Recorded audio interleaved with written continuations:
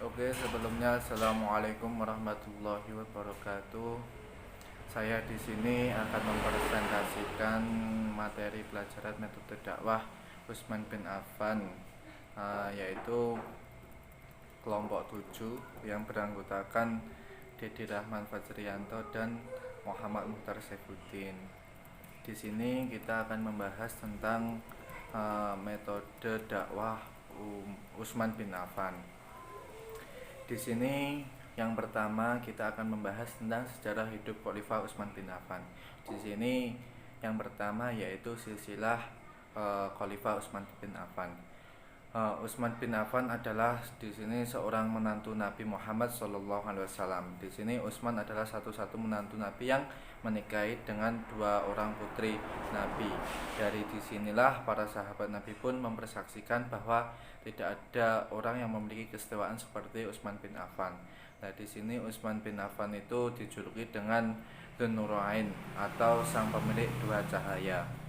Nah, dari nasabnya Utsman, dari ayahnya, nasab Utsman bertemu dengan nasab Nabi pada sosok Abdul Manaf. Di sini akan tetapi dari jalur ibu Utsman tidak lain dari anak bibi Nabi, sebab nenek Utsman itu dari ibu Utsman adalah Ummu Hakim Al-Baidha bintu Abdul Muthalib. Nah, di sini menariknya lagi bahwa nenek Utsman itu saudara kandung seayah dari seibu dan Abdullah dan Abdul Thalib ayah dan paman Nabi. Terus pada masa Khalifah Utsman bin Affan, di sini pelaksanaan pendidikan Islam tidak jauh berbeda dengan masa sebelumnya. Di sini pendidikan di masa ini hanya melanjutkan apa yang telah ada, namun hanya sedikit terjadi perubahan yang mewarnai pendidikan Islam.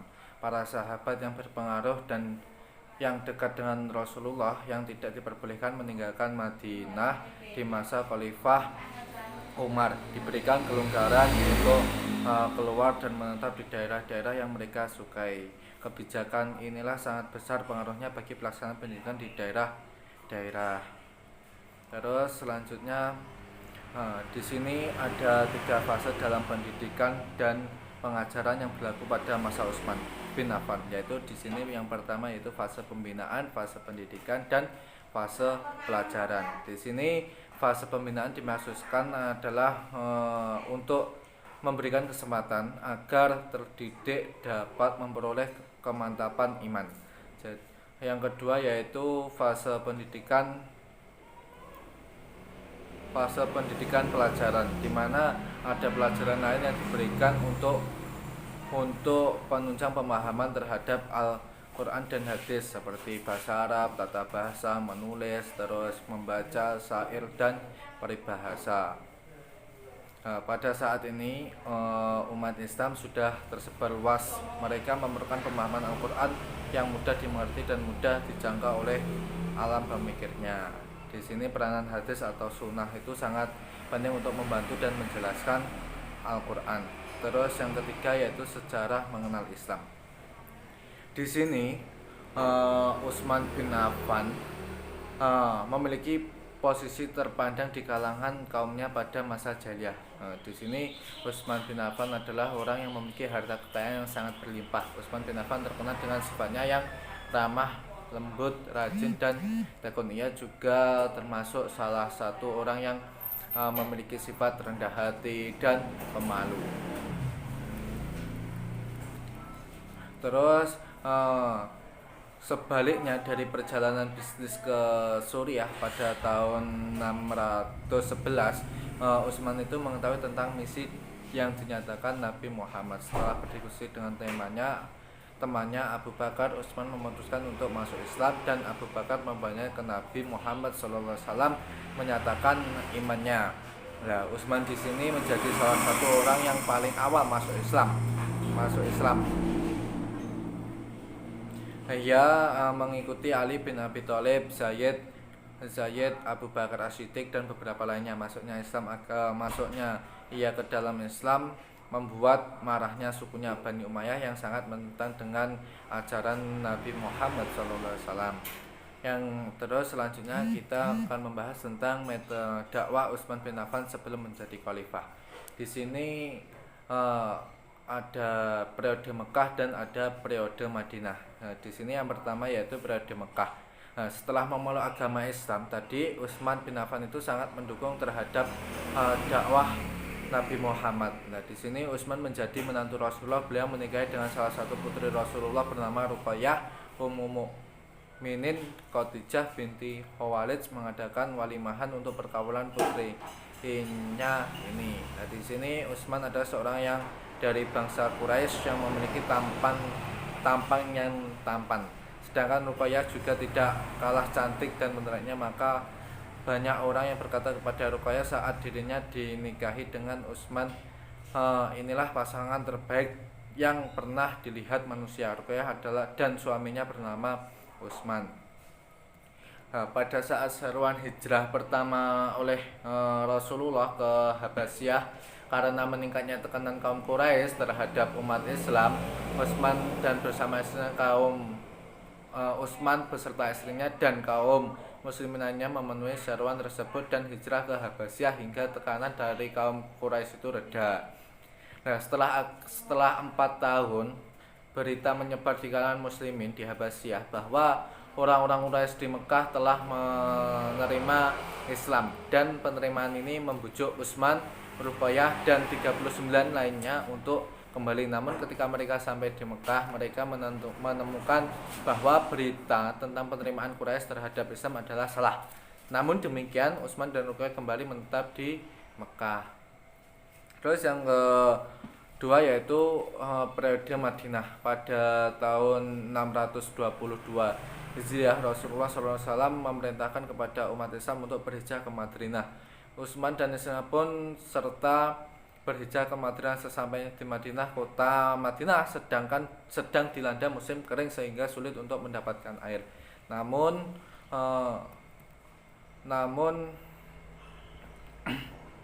ada sebuah sumur yang masih mengeluarkan air, akan tetapi sumur tersebut milik orang Yahudi. Dengan kerumunan hati Utsman pun membeli sumur tersebut dari orang Yahudi. Terus pernikahan Utsman yang kedua kalinya dengan putri Nabi adalah sebuah keutamaan yang tidak didapatkan pria lain selain dirinya. Lalu menjadi menantu Nabi sebanyak 2 kali selain Utsman bin Affan. Keislaman Utsman adalah salah satu nikmat terbesar bagi Allah anugerahkan kepada kaum muslimin dan kepada umat Islam. Salah satunya adalah saat Rasulullah hendak melakukan perang Tabuk. Pada saat itu Rasulullah amat membutuhkan bantuan finansial sebagaimana beliau juga membutuhkan orang-orang yang akan menjadi prajurit dalam perang ini. Namun pada saat itu justru bermurah hati dan menyumbangkan 1000 dinar dan 100 ekor untuk unta yang syarat dipenuhi dengan gandum, minyak, dan anggur kering yang dapat digunakan sebagai pembekalan kaum muslimin. Terus yang selanjutnya yaitu dakwah Utsman bin Affan sesaat menjabat khalifah. Di sini proses pemilihan Utsman setelah menjelang wafat Umar bin Khattab berpesan 3 hari dan di antara pesannya adalah imam masjid hendaknya diserahkan pada Suhail Ar-Rumi. Namun pada hari keempat hendaknya telah dipilih seseorang pemimpin penggantinya. Umar memberikan 6 nama. Mereka adalah Ali bin Abi Thalib, Utsman bin Affan, Zubair bin Awam, dan Sa'ad bin Abi Waqqas, Abdurrahman bin Auf, dan Thalhah bin Ubaidah. Ke-6 orang tersebut berkumpul. Abdurrahman bin Auf memulai pembicaraan dengan mengatakan siapa di antara mereka yang bersedia mengundurkan diri. Dia lalu menyatakan dirinya mundur dari pencalonan. 3 orang lainnya menyusul. Tinggallah Utsman dan Ali, maka Abdurrahman ditunjuk sebagai penentu. Ia lalu menentukan. Banyak orang meminta pendapat mereka, namun pendapat masyarakat pun terbelah. Imar anak Yasir mengusulkan Ali, begitu pula Miqdad, sedangkan Abdullah bin Abu Sarah berkampanye keras untuk pemilihan Utsman. Abdullah dulu masuk Islam lalu balik menjadi khalifah menjadi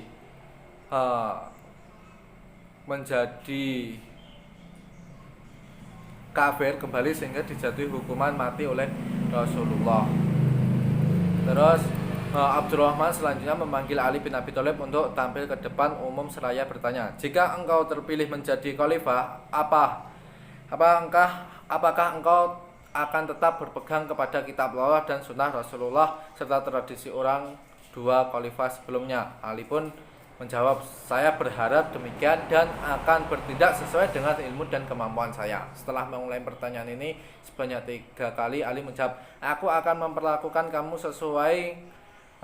sesuai dengan kitab Allah dan sunnah Rasulullah tanpa meneladani siapapun. Karena curiga dibalik motif penekanan Abdurrahman atas jawaban kategoris terhadap tuntutannya, Ali berkata sambil menuduh, kamu tidak berhak menghalangi dan merebut hak saya terhadap jabatan ini. Itu sekilas dari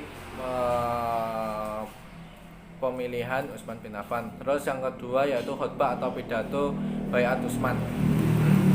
Di sini setelah resmi terpilih menjadi khalifah, Utsman di dalam melaksanakan roda pemerintahan pada dasarnya tidak jauh berbeda dari pendahulunya. Dalam pidato pembaiatannya, ia memang menegaskan akan meneruskan kebiasaan yang telah dibuatnya pendahulunya, tidak menghilangkan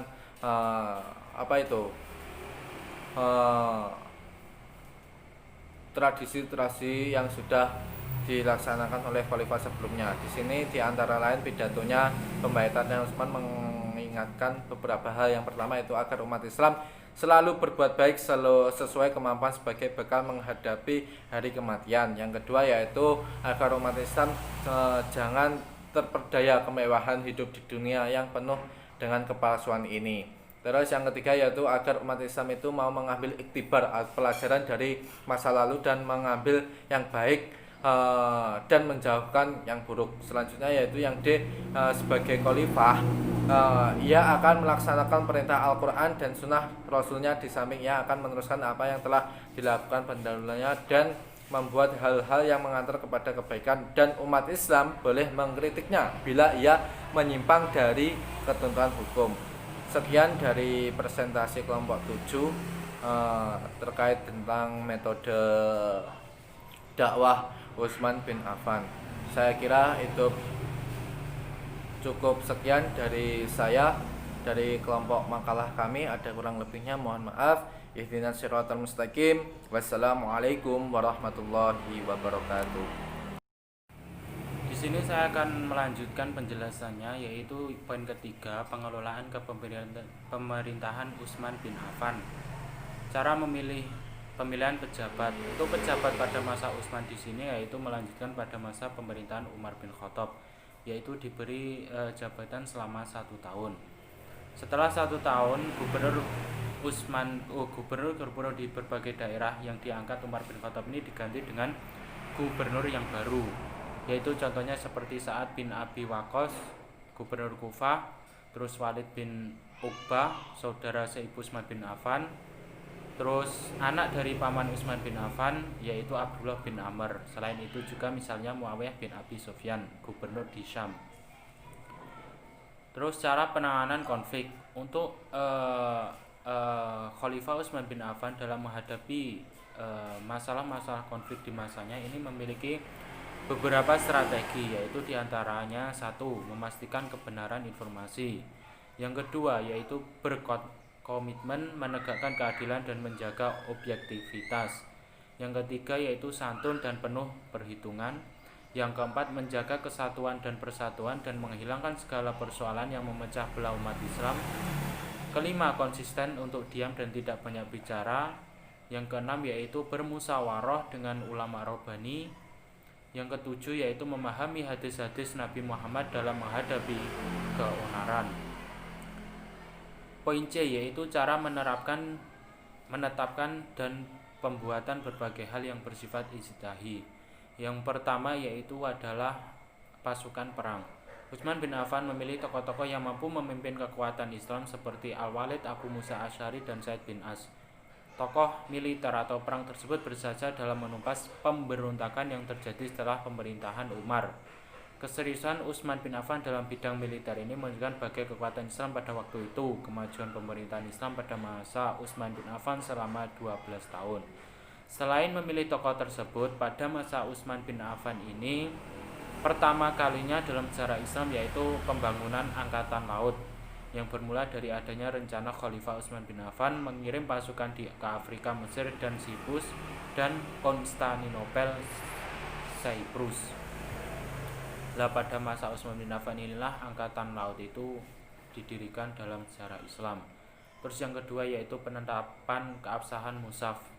Karya yang paling gemilang yang diwariskan oleh Utsman bin Affan kepada umat Islam dalam sepanjang sejarah ini adalah keberhasilannya menghilangkan perbedaan versi bacaan Al-Quran dengan menyusun mushaf Al-Quran dengan bacaan standar yaitu mushaf Utsmani namanya. Adanya dengan latar belakang adanya berbagai bangsa dan bahasa yang hidup dalam negara masyarakat Islam, maka dialek bahasa pun akan bermacam-macam pula. Hal tersebut mengkhawatirkan adalah bila dialek yang bermacam-macam itu terbawa kepada cara pengucapan membaca Al-Quran. Bila itu terjadi, dapat dipastikan akan terjadi bencana di kalangan umat Islam. Mushaf yang telah dikompilasi pada zaman Abu Bakar radhiyallahu anhu setelah wafatnya berpindah kepada Umar bin Khattab, lalu berpindah kepada putrinya Hafsah. Kemudian Khalifah Utsman meminta hingga dilakukan penyalinan setelah di beberapa wilayah tahluka tampak menjadi pembedaan dalam membaca teks-teks Al-Quran. Utsman tersebut ini menugaskan ke beberapa panitia yaitu diantaranya Zaid bin Sabit As, Abdullah bin Zubair, dan Abdullah bin Haris bin Hisam. Setelah mushaf-mushaf tersebut terkumpul, maka dia menarik di kota Mekah, Madinah, Kufah, dan Damaskus. Adapun naskah-naskah yang ada sebelumnya itu dibakar. Kemudian mushaf ini dinamai dengan mushaf Utsmani. Selanjutnya pengelolaan Baitul Mal. Pada masa Khalifah Utsman bin Affan, kekayaan negara makin melimpah lagi dibandingkan dengan dua khalifah sebelumnya, yaitu kegunaan dari lembaga Baitul Mal sendiri untuk mengurusi masalah keuangan negara, yaitu seperti gaji gubernur, gaji tentara, gaji pegawai, gaji pusat pemerintahan. Baitul Mal juga mengatur semua masalah pajak dan masalah sarana dan prasarana. Penetapan yang keempat, penetapan keputusan hukum syariat. Di sini beliau bersabda bahwasanya maka sesungguhnya Allah menciptakan makhluk yang benar, maka Allah tidak akan menerima kecuali dengan yang benar pula. Ambillah kebenaran dan perhatikan amanah, tegakkan amanah dan jangan kalian merupakan orang yang pertama kali meniadakannya, maka kalian akan merupakan kongsi orang-orang yang sesudah kamu. Penuhilah, jangan kalian berbuat aniaya kepada anak yatim, dan begitu juga berbuat aniaya kepada orang yang kau mengikat janji dengannya.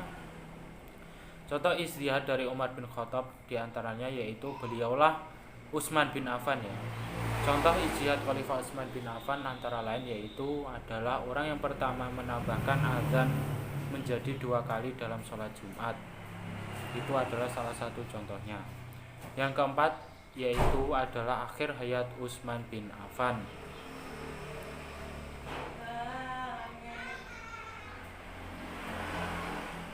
Untuk pada masa Khalifah Utsman bin Affan, aliran Syiah lahir adalah Abdullah bin Sabah, disebut dengan aliran Syiah. Karena merasa sakit hati, Abdullah bin Sabah kemudian membuat propaganda yang hebat dalam bentuk semboyan anti Bani Umayyah. Termasuk di dalamnya itu adalah Utsman bin Affan. Seterusnya penduduk setempat banyak yang termakan hausan Abdullah bin Sabah. Sebagai akibatnya datang sejumlah besar ribuan penduduk daerah ke Madinah yang menuntut kepada Khalifah Utsman. Tuntutan dari banyak daerah ini tidak dikabulkan oleh Khalifah kecuali tuntutan dari Mesir, yaitu agar Utsman memecat gubernur Mesir yaitu Abdullah bin Abi Sarh dan menggantikannya dengan Muhammad Ali Bakar. Karena tuntutan orang Mesir telah dikabulkan oleh Khalifah, maka mereka kembali ke Mesir. Tetapi sebelum mereka kembali ke Mesir, mereka bertemu dengan seorang yang ternyata diketahui membawa surat yang mengatasnamakan Utsman bin Affan. Isinya adalah perintah agar gubernur Mesir yang lama Abdullah bin Abi Sarah membunuh gubernur Muhammad bin Abi Bakar atau gubernur yang baru.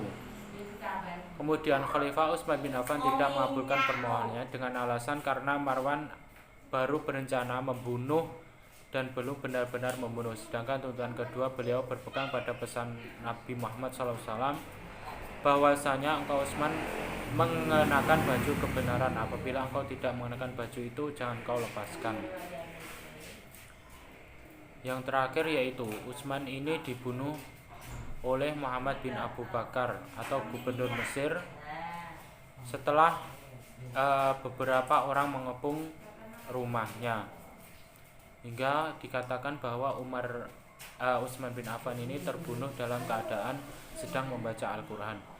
Beliau Utsman bin Affan wafat pada bulan Haji tahun 35 Hijriah dengan usia 82 tahun setelah menjabat khalifah selama 12 tahun. Sekian dari saya. Wassalamualaikum warahmatullahi wabarakatuh.